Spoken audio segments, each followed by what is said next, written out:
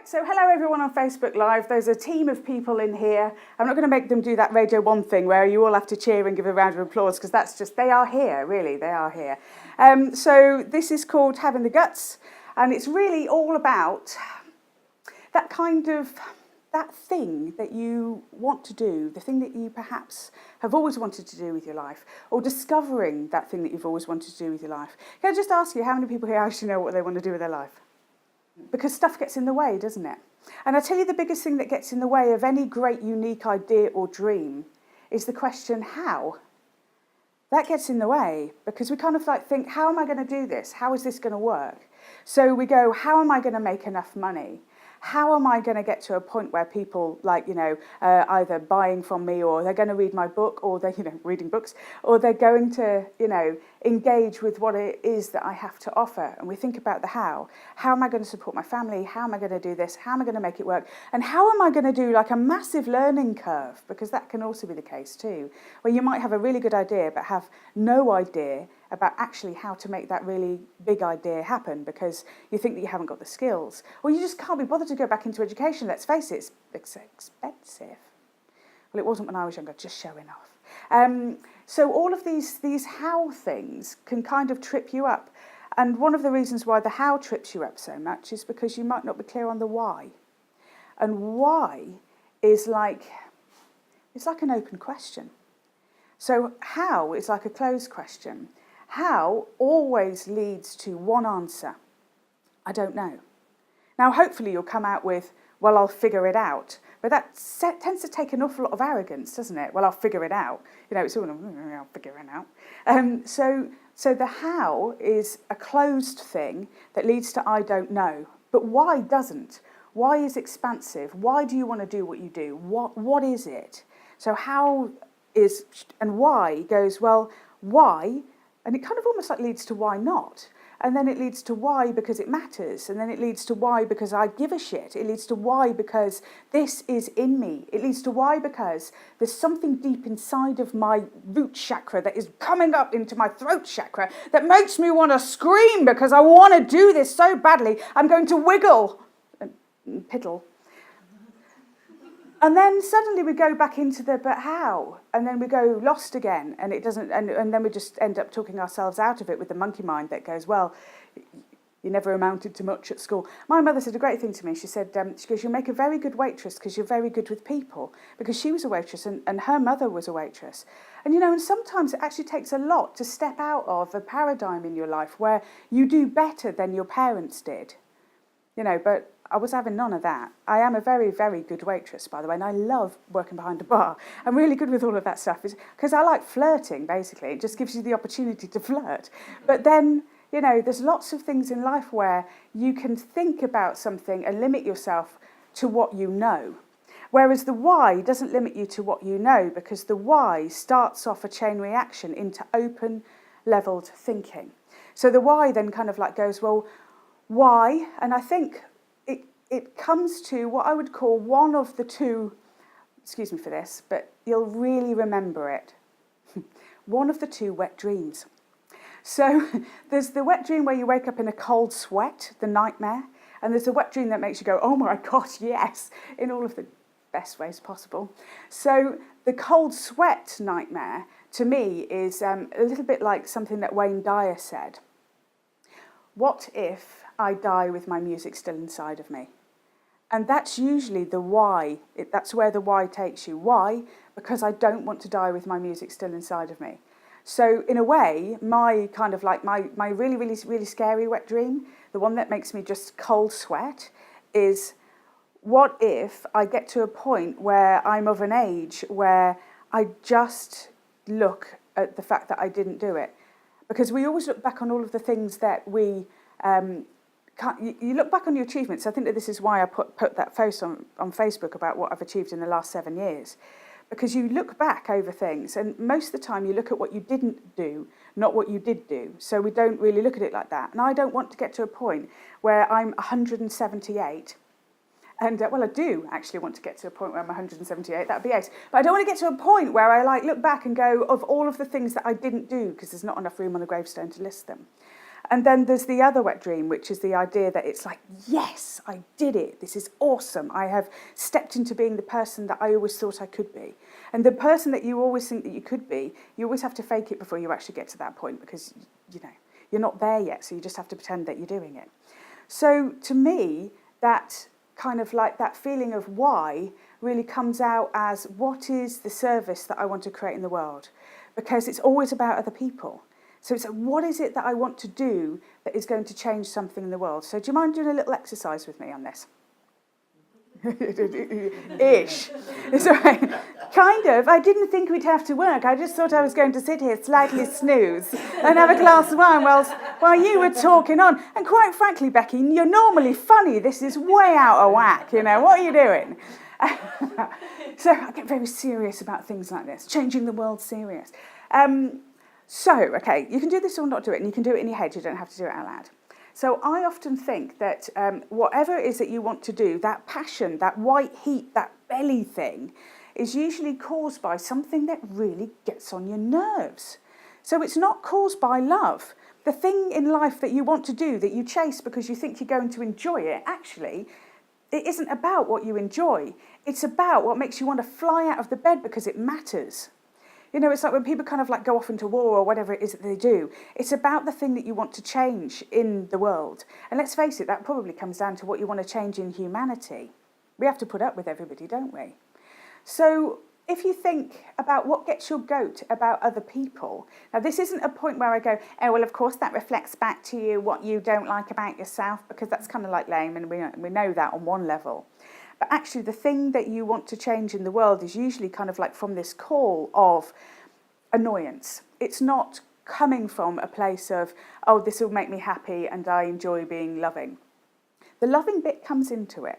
So have a think about what is the kind of thing that gets you go. Is it greed? Is it corruption? Is it jealousy? What is the thing that gets you go about humanity? Does anyone want to shout out any words? Disempowerment. That's a good one. Now, if disempowerment, now you've asked for it, if disempowerment was a call for love, if somebody was feeling disempowered and that was a call for love, what are they calling for? So when we think about it, we think about, you know, it might be, I'm not enough. You know, it might be, nobody sees me. You know, so we have these limiting beliefs. So what do you think it's a call for? So maybe disempowerment, so feeling like I'm not enough, is actually a call for I want to feel empowered and standing in my own power. But that might not be an empowerment that comes from somebody else, because power has two very interesting dynamics. There is power over and there is power to. Now, power over is the thing that's repressive. This is why we all usually hate our bosses. This is why we moan about anyone who has power over. This is why the police can never win no matter what they do. You know, because anyone who has power over, it's an oppressive kind of feel. But power to, when you empower someone, you kind of don't help them at all. You actually tell them how brilliant they are, and you see their talents and you empower them to see it for themselves. So it's not about fixing someone, because if you think that you're fixing them, you've got power over them because you're still in a superior position. This is one of the things that I am passionate about when it comes to me working with clients. I don't believe there's anything wrong with my clients, nothing.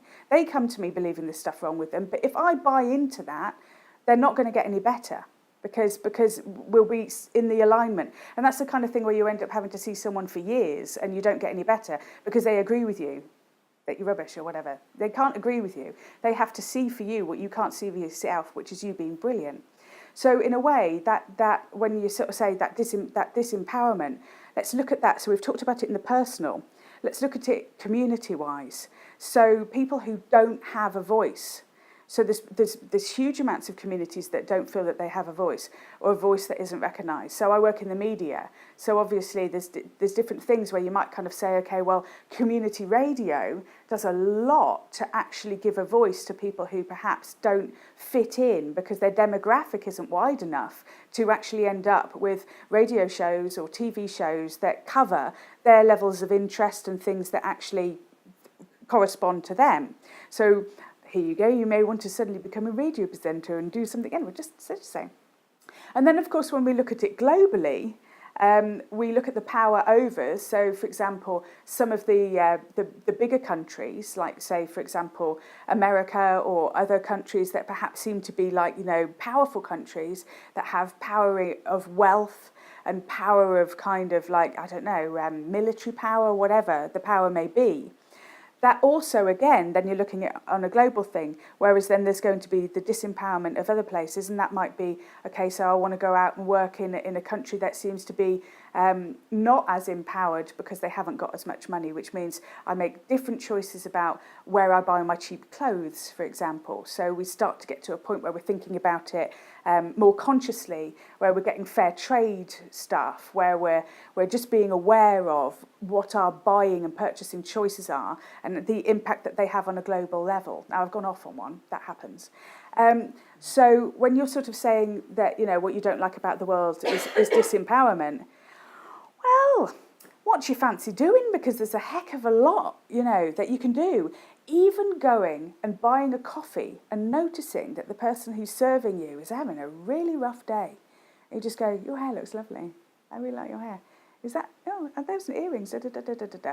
And you've suddenly, okay, it's just looks, and that doesn't really say anything about somebody's, but do you know what? When somebody just sees you, when you become the witness, when you just say, I see you to a person, you lift them. It's literally as simple as that. It's just seeing somebody and being able to lift them. So you can sort of see where you can take, there's 1,000,001 different jobs and things and stuff that you can be of service to, that it could just be you showing up and doing that in your personal life. It could be something that where you go and work for a registered charity. It could be something where you start something, but it gives you an idea of where that might start to take you because it matters. And you go, right, the umbrella over everything I do with my life is to empower people, but not in a way that disempowers them. So to give power to, not power over. That makes sense?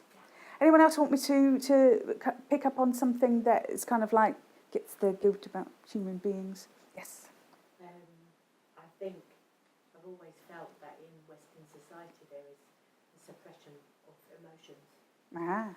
So how could we put that into like a word? Suppression of emotions. What are we really talking about there? So people, it's almost like they're afraid to express who they really are. Okay. Because we're conditioned to actually always have a stiff upper lip. Oh yeah, it's very British. Always appear that we're wearing a perfect mask when underneath you might be crumbling and falling apart. Yeah, absolutely. And I hate it.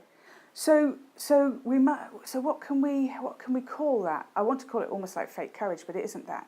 It's the I can't be seen because of shame. So it's shame. It's shame, isn't it? So judgment. Yeah. So if we look at the negative of that, let's actually just look at the negative of that. Let's look at the reason why people feel shame is because of judgment. So they think, like I'm not going to write something bad is happening to me on Facebook because of the judgment of somebody kind of like going, oh my God, get a laugh, or whatever it is that they're going to say. So if we think about judgment now, because this makes it harder, but if judgment was a call for love, what do you think judgment's calling for? I think it's unconditional love. Yeah, so I'm not good enough. So it's like I'm not good enough. So I need to be loved despite whoever I am, which is the unconditional love, which actually serves both parties, doesn't it? It serves the other one, it serves that. So how often do you find yourself being in a challenging situation with challenging people where you have to give out unconditional love? All the time. Yeah. All the time. Yeah, so, well, lucky you're already serving your purpose. However, you might want to sort of maybe alter some of the small print so that you can have a balance. I know that in my own life, I was like, I want to move people from fear into love. That is what I want to do. Yeah. So then I ended up with a lot of people in my life who were addicts. And I was like, well, hang on, how does this keep happening?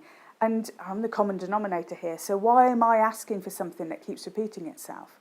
So I kind of like reassessed my small print and went, not in my love life, not in my friendships, but I do not mind doing this in my work. And then that changed it, although I do still meet people at the bus stop. But that's okay. I don't mind.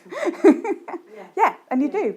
So does that kind of like make sense? I mean, I don't know if I've helped you kind of like link this into what that would be work-wise, But people who are empowerment people, you know, maybe teachers or coaches or, you know, actors even, that you can pull those things. People a space to be able to express themselves. Yeah.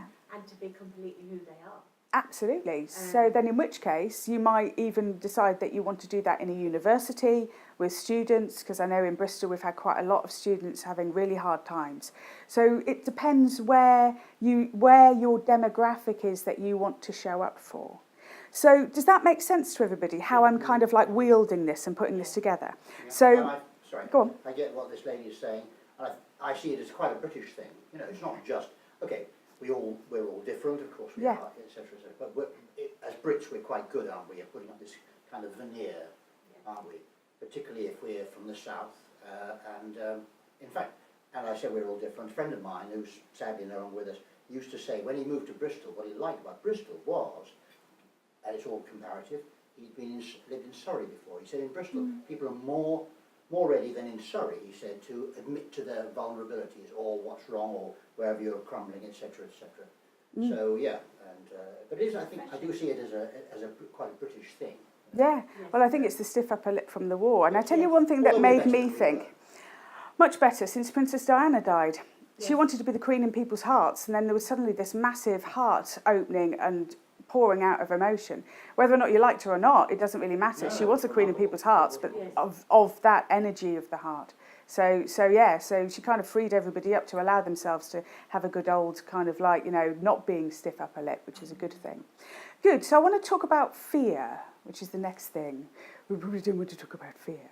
So fear, obviously, is one of the things that kind of like stops us doing it. But when you are really clear on why you want to do what you do, then the fear kind of, it's almost like living at altitude.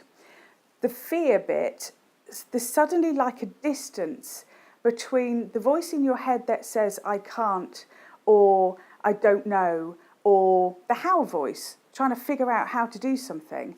There suddenly becomes a distance and there's a living at altitude, because when you're really clear on the why, the how am I going to do it sort of like disappears a little bit. So the I don't have the courage, kind of, there's like a gap that comes between the two things. Now, I'm not saying that you don't feel fear. It's a little bit like the Susan Jeffers book, you know, feel the fear and do it anyway. It's not that you don't feel fear. It's just the fact that the fear that you feel suddenly has a purpose behind it.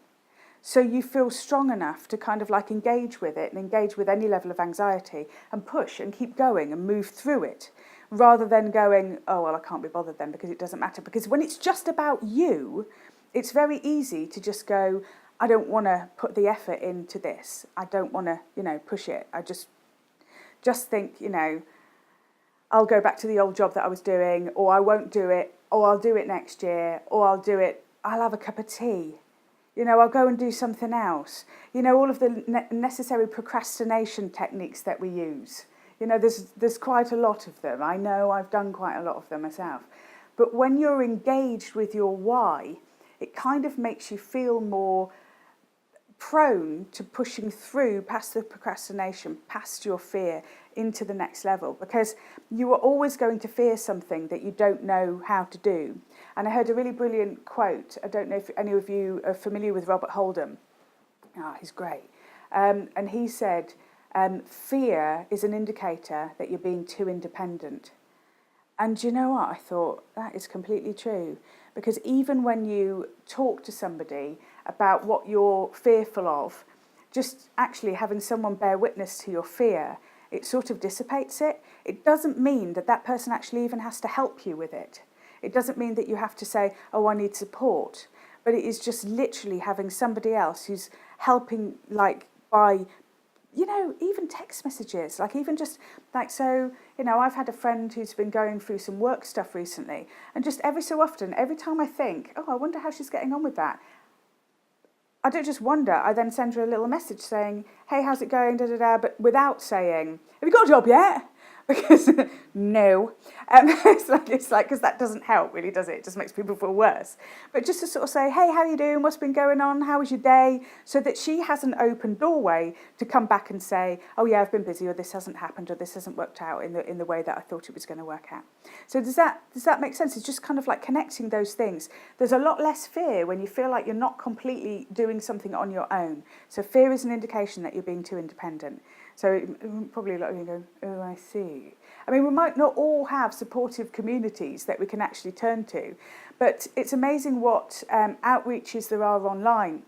Even sometimes putting a post on Facebook to a group of people who are doing what it is that you're doing. Like there's a lot of entrepreneur groups on Facebook, and and there's Ladies Who Latte and lots of different ones. But like even just like posting something like that about what's going on, having responses or ideas coming back. Of course, you've got to be a little bit careful who you reach out to, because sometimes people will lower your value because they don't value themselves. So I'll give you a good example of this. I was sitting with five female friends, and a lady walked out of the bathroom in this red dress. She looked like she'd been poured into it. She just looked stunning, and we all had a girl crush. You might not have experienced this. We all went, ah. She was so beautiful and could walk in those shoes that I can't walk in. Everything about her hair, everything was stunning. And so we all just went, oh, I love her hair, love her shoes, love her dress, look at that, da, da, da, ba, ba, ba. And then I took an intake of breath to say, bet she's wearing one of those, Marks and Spencer's all-in-one Spanx. Luckily, it didn't come out of my mouth, because I saw two women in that dress, and I didn't look like that. So it was like me, a moment of madness to devalue her by saying that she was wearing very supportive underwear, which was going to what make me thinner? Bloody ridiculous, But this is what we do quite often. And if you've ever found that you have a great dream, sometimes you have to keep it to yourself, because you tell somebody and they immediately start to lower it or worry for you, which is really not very helpful. So sometimes it's working with people who are ahead of that game, who perhaps have worked a little bit more than you have, so that they can raise you up. Because there's nothing worse than telling somebody who worries for you or feels kind of envious or just a bit like low in their own value, so then they lower your value. That's not really helpful. So you want people who just go, I can so see you doing that. And then you go, oh, can you? Bloody hell, I couldn't, but now I can. You suddenly start to see yourself differently. So reach out if you're feeling fearful about ideas and dreams and things that you want to do. Know the why. Because the other thing is the how. So what happens with the how is it's like you just get to a point where you go, okay, so I have my why. Now the hows are often, there's no way on earth you would have any idea how your how is going to work. Because you may be doing something that nobody's ever done before. So how do you know how to do it? Like if there's nobody to follow. And all of the greatest innovations in the world have to have been done by somebody who didn't know what the hell they were doing before they started doing it. Like no idea at all. So this is where your intuition steps in. When you know the why, you've set your intuitive sat-nav. When you know the why, your intuition starts putting out all of these next right move, next right move, next right move. And it is like a sat-nav because it bloody doesn't tell you every single move, which is annoying. So then we go, well, I'm not going that way. Well, it looks really dark. I'm not going that way. I'll ignore my intuition going down that road because I'm not completely convinced that's a good idea. So then we'll go in a completely different direction. And then we'll find that we've gone 20 miles round, and then we look behind and go, oh, there's that bloody shortcut that I should have taken. But we don't take it because we think with our logical mind, well, how would that work out if I went down that road and it was the wrong road? How would I get back? How do I know that that's the right thing to do? And we go back into the how again instead of the why. Why? Because it wouldn't have shown up for me if it wasn't right. Because I've set this course in action. It wouldn't have shown up if it wasn't right. Now, don't get me wrong. Your intuition does not lead you to happiness ever after. It just doesn't. It does not lead you to the route that is the least obstacles. It takes you to the places where you get inoculations that you need to give you the backbone, the strength, or whatever it is to actually get to your why. So some of the things that I've done, and I've just been like, bloody hell, I teach intuition. I've got a book called You Do Know, Learning to Act on Intuition Instantly. And shit, man, I wish I hadn't done that. You know, because you suddenly go, I've just followed my intuition and this isn't gone well. And then in hindsight, it might be 20 minutes later, it might be 2 years later, it might be 6 months later. I realised exactly why I needed to go through that thing that I went through. But you just don't know it at the time. And you have to trust that when you get to a certain point, you can look back on it. So the biggest thing I ever did with my intuition was moving to San Francisco. I sold my house in London. I literally gave away everything I owned. I had one flight case. And it was a little bit like, you know, the Fool on the tarot card, kind of like, you know. And my little white dog and me, well, we moved to San Francisco. It was really stupid. And looking back, anyway, and sold my house in London. And I just thought, right, obviously my intuition is leading me to go there because I'm going to meet the man of my dreams and I'm going to be writing my memoirs on the beach house because he obviously owns a beach house, clearly. And so now I'm about to own a beach house. Oh, did it? Anyway, that's good. Almost. So all of this, you know, you kind of like, you know, and then when that didn't happen and it actually got really quite hard. I wrote a book which got published by Hay House, which is great. All of these amazing things happened. And I wrote Cupcakes and Coffee as well while I was over there. All of these great things happened. But I came back and I couldn't get on the mortgage ladder and I'm self-employed and you look at it and then you start going, shit, man, that house in London, oh my God, that would have been worth so much money. Oh my God. And you start talking yourself into regret. You talk yourself into the things that you shouldn't have done. But actually, those 7 years, when I marked it out on Facebook, what I've been doing for the last 7 years, you suddenly go, I've got it now. I've got why all of that had to happen. And even though it's been really tough, I can kind of see the next phase of my life and I can kind of feel what the vibrancy that's coming next. But there was a point and I was proper miserable when I first came back to Bristol and didn't know anybody and didn't know how, because I was so bogged down with how. I didn't know how I was going to make friends. I didn't know how I was going to afford the rent. I didn't know how I was going to, just all of these hows. And then it was only when I stopped, and it took a long time, believe me. It's only when I stopped trying to figure it out and fix it, because let's face it, fixing a how is brilliant because you're like, oh, I fixed a how, woohoo, you know, just suddenly you feel like you've kind of gone to the next level, fixed a how. And we're addicted to fixing hows because of the oxytocin one. It's not oxytocin, but there's a rush that kind of like enters your system, you know, when you've fixed a how. It's kind of orgasmic, really, but it's a short-lived thing. And then you go back into the down again. It's a little bit like crossing things off your list. You go, woohoo, I fixed something. And then the first thing that you do is go, right, what else is on the list?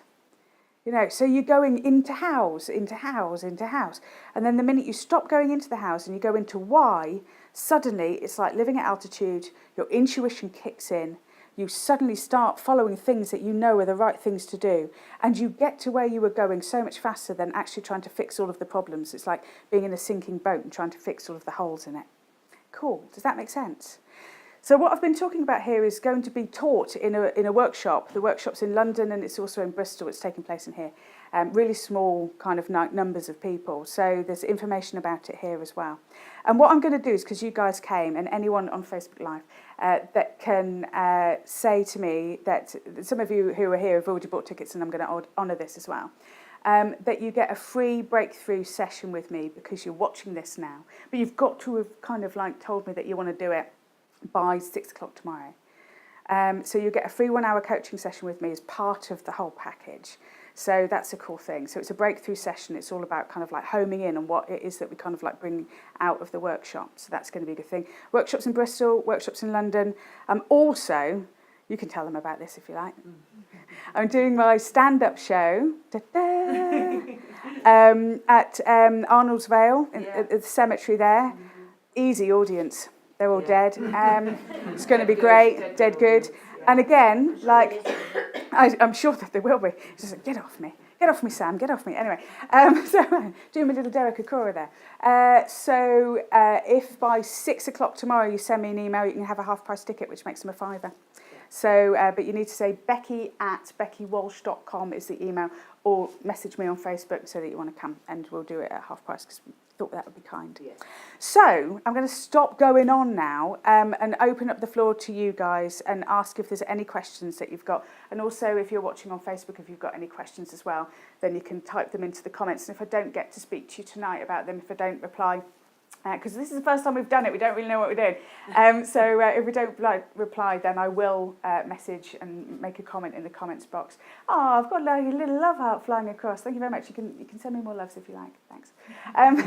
Okay, great. So any thoughts, questions, observations, contradictions? I'm open to everything. Well, not everything. At what point do you stop the whys? You go through a logical process. Because, the hows or the whys? The whys. No, the hows. The hows. At what point do you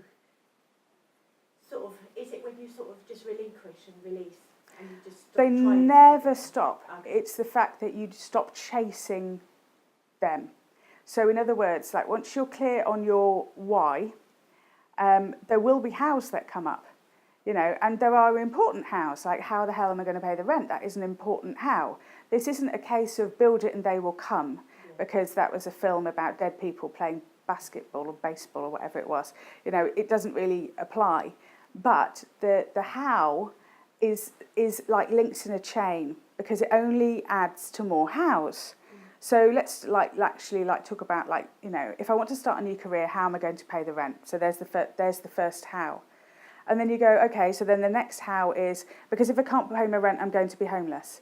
And then so it goes into a fear point. So if we stop it as how am I going to pay the rent? I don't know. I will figure it out. But sometimes there's also what. Yes, but that's what. But then that's the. How do you mean by a what? Like what the hell am I going to do? Yeah. It's the same as a how. Yeah. What is like, I didn't want to go to what. I didn't want to go down to what. Because we can do what. Let's do what. Because what, how is a positive thought. But what the heck am I going to do? Instead of that leading to chain reaction, it usually leads to this. And I was stood in rooms in my house just going, for the whats. What the hell am I going to do? Because you can't answer the whats. You can't answer them. So the thing to do is just go, I don't know. Because you're going to get to I don't know anyway. So just go, I don't know. And then we go into the how, I'll figure it out. Yeah. And then we go back into the why. So it's always about coming back into the why. Why am I doing this? Because it is the one question in life you always need to be able to answer. Why am I doing this? If you know why you're doing it, if you're doing something, why am I doing it I'm doing it for the money, that's okay. But what do you want to do with the money? And if it's just about your overheads, if it's just about your rent, then you're always going to be feeling like you're flatlining. You're never going to feel like you're truly living. So it needs to be the why. And why, because I need to pay the rent, is a really good reason why. But why beyond that, it might be, talking to a client about this a few weeks ago, he works really, really hard. And I said, why do you work so hard? He goes, because I want to buy a home for all of my children. So he knows why, and that's a good why. That's, that's his vision, and that's something that he wants to do. And I'm like, well, great. So that's the thing. But also, I mean, he has secondary passions apart from that about changing the world and making the world a better place. Yeah. But it can be something simple, and it doesn't have to be completely philanthropic. It doesn't have to be of service. It can be of healing, because sometimes we want to do something because we know, like, for example, we were evicted out of houses when I was a kid. So, my home life thing is so important to me, because there was always, get behind the sofa, the bailiffs are coming. If somebody comes to the door, don't answer the door. So, and then when we were kicked out of a place, and there was that free fall time, I mean, we got into a council property there, but by the grace of whatever, things happened. But that then becomes a really important thing for me. So if you say, why? Because I want to feel safe, and my inner child wants to feel safe, and I've promised her, so we're going to feel safe. So those things are also totally valid. This isn't just completely being selfless. It's also about knowing what your needs are and making sure you love yourself enough to meet them, which is a good thing. Any other questions? I absolutely get your emphasis on why. I think it's Yeah. brilliant. And is it Simon Sinek or whatever his name is, this thing called the Golden Circle, and he talks about how some of the most successful companies in the world are successful because they explain why they do something, not what they do. And how Oh they do it. yes, absolutely. He was talking about Apple and the Correct. fact that we make things because your mother should use them without an instruction manual. Mhm. So, Yes. But the what question is a very challenging one, isn't it? And the best thing that I've ever heard about that was, and because that question, what the hell am I going to do? Let's say something's happened in your life, and you know, let's say you've lost your job, whatever it is, and you're thinking, what am I going to do now? Best story I heard about that was a guy called Charles Handy, author. You probably come across him, and he said that a friend of his came to talk to him because he'd lost his job. He was a very high level in some organisation. He'd lost his job. He said, what the hell am I going to do? You know, and he got no idea. And he hadn't got to the why point of view yet. He had no idea. It was what. So Handy said, okay, fine. What's your gut tell you that you're going to do? He said, well, I'm going to try for a similar job in a smaller organisation. That's the logical thing to do, isn't it, really? You know, because I think I can get that. So Handy said, fine, okay, if that's what you want to do, fine. But how about this? He said, why don't you write to 20 people you know and ask them each to tell you one thing you're good at. That's a life coaching technique. Absolutely. And so he said, and then come back and talk to me in a month. And so the guy, he was very reluctant to do that because he was a typical reticent Englishman, and that was a kind of challenging question to his friends. So he asked them, and he came back in a month, and he had lots of ideas of things that people told him he was good at that he didn't realise himself. Yeah.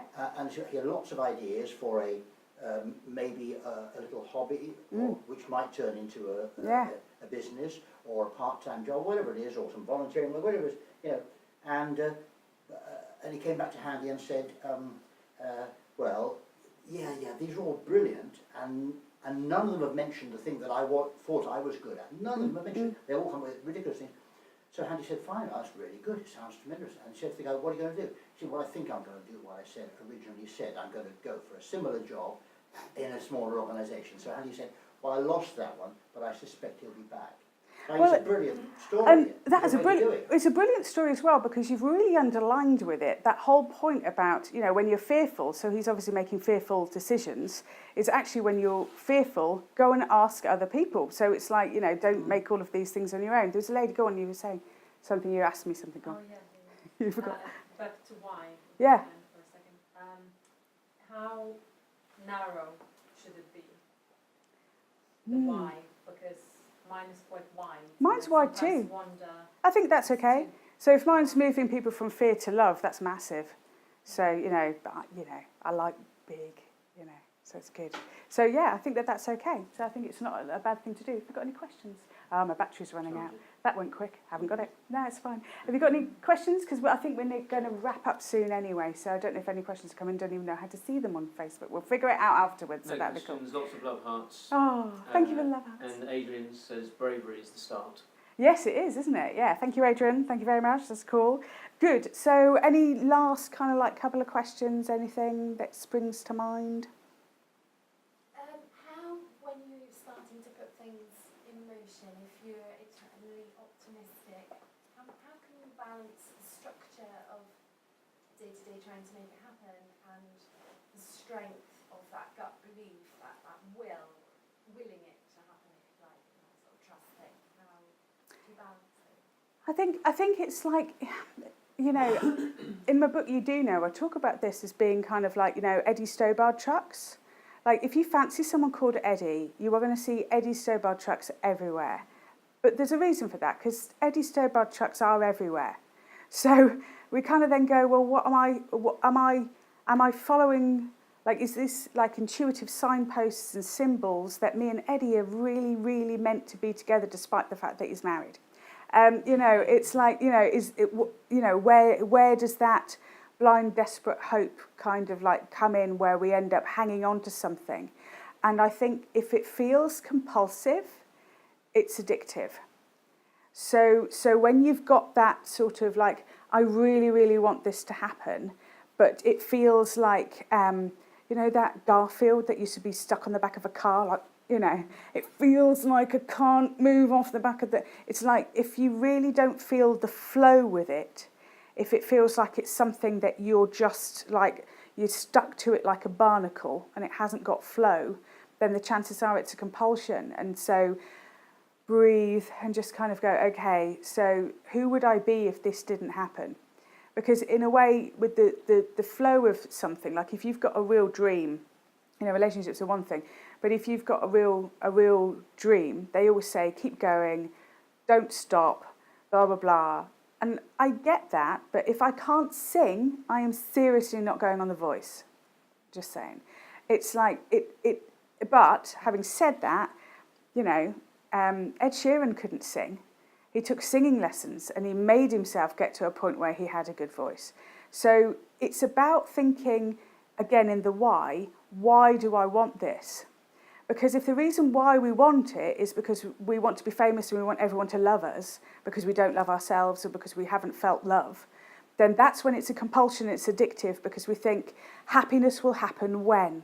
So I have to achieve this because then I will be happy, and nothing else in the whole world is going to make me happy. That's the addiction. That's the addictive quality within our human psyche.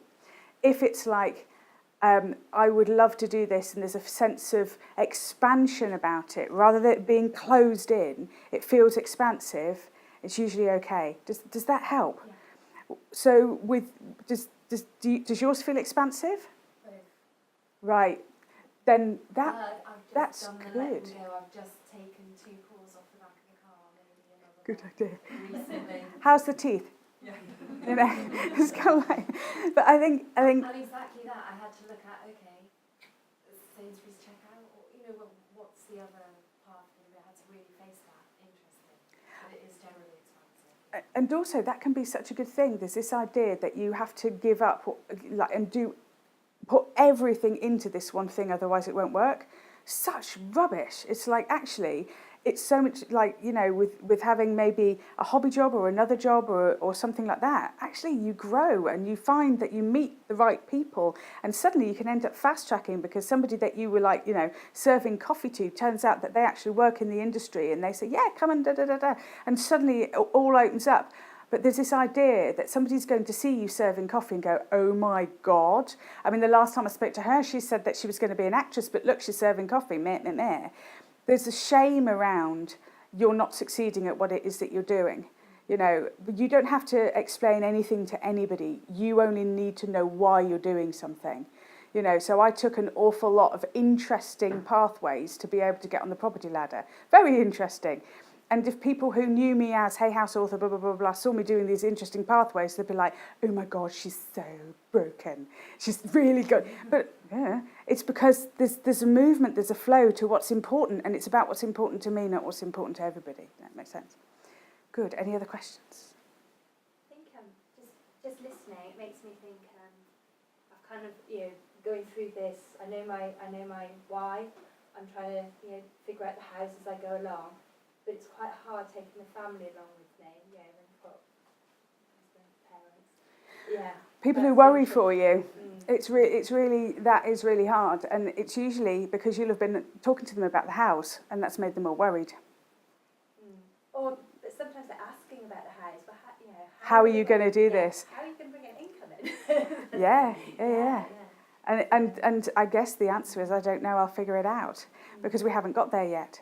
You know, and because there's multiple ways in which you can do that, you know. So even when I was training as a stage manager at drama school, you know, my mum was so worried about it. She's like, you're in London? She said, oh, it's a Mickey Mouse career, you'll never work in theatre. And then when she came and saw the West End shows I was working on, she was loving it. Oh, my daughter works in the West End. So, you know, it's a little bit like projecting yourself into the future and going, I'm going to love the day that you tell me how proud you are of me. I'm going to love that day. So whilst you're worrying about all of this, I'm going, why? Why? Because you are going to be so proud of me. How? I'll figure it out. You know, and you've got to kind of like keep that. And it is difficult because, you know, like you're, especially with like family and how is this going to, and you start to kind of, and then of course you start slowing yourself down because the hows become like lead weights. And there isn't the excitement anymore, and the speed and the vibrancy. So yeah, the workshop teaches you a little bit more about how to cut those kind of like chords of how. Good. I think we're about done. Is there any last question? Cool. Well, look, thank you so much for coming. It's a bit of a drizzly night, and thank you for tuning in as well. And the battery kept going, amazing. So thank you ever so much, everybody. And I hope to get to see you at the workshops, or come and see me at one of my live shows. That would be really cool. And you can find me at allthews.beckywalsh.com. Yes. So yeah, thanks ever so much. Thank you so much for coming. Thank you. See, there are people. Thank you.